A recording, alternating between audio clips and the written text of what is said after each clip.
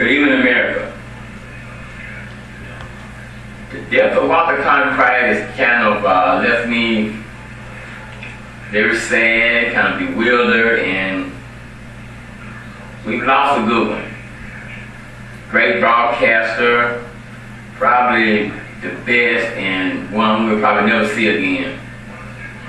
One of my fondest memories of Walter Cronkite was one that I was about 5 years old. I remember when President John F. Kennedy was assassinated. At that time, I didn't really know what was going on or the magnitude of the event. I remember seeing my grandfather, my great-grandfather, Mr. Irish Show. I remember seeing him cry.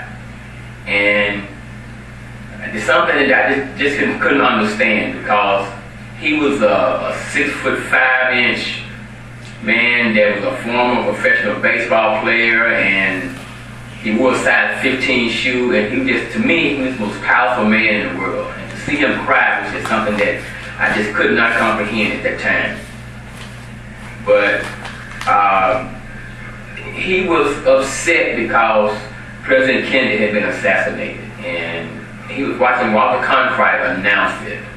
And I didn't actually see the video until about 5 years ago. And at that time, I saw the video, and Mr. Cronkite took his glasses off and announced the exact time, the date, and all these things. And that was very moving to me. And I think back and understand why my grandfather was crying that day. Something very powerful. Mr. Cronkite had that kind of effect on everybody. He was known as the most trusted man in America. And I can see why that would be so. Because when he spoke, everybody listened. And my next memory of Mr. Cronkite was the '69 moon landing. And I was about 11 years old at the time, and I actually watched that live. I remember that. Because it was so exciting to me, and I was into space and exploration at that time. And I remember watching when Mr. Armstrong put his foot down and uttered the statement, "One small step for man, one great step for mankind." And I was so excited. And I remember Mr. Cronkite was just so excited. He took his glasses off and just rubbed his hands. It was so exciting to him. He was just speechless. And for Mr. Cronkite to be speechless, that's really saying something. And it was really exciting, really good time for America. And my next memory of Mr. Cronkite was 1972 during the Watergate scandal.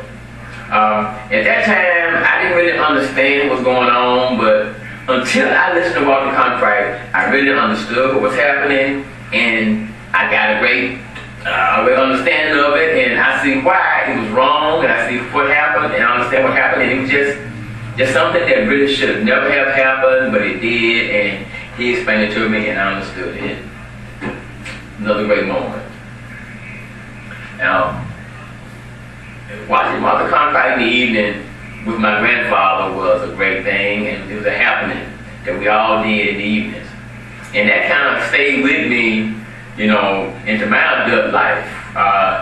During my first marriage, it was like a daily event that when I come home from work, I would sit down with the family and we would have dinner and watch the CBS Evening News. Something that was very good and very exciting, and it's a daily event, and I really enjoyed that. But America, we will probably never see another broadcaster with the charisma and really the kindness of Walter Cronkite. And we have really lost a very special man. And God bless his family, and that's the way it is. God bless you, America. Keep the faith.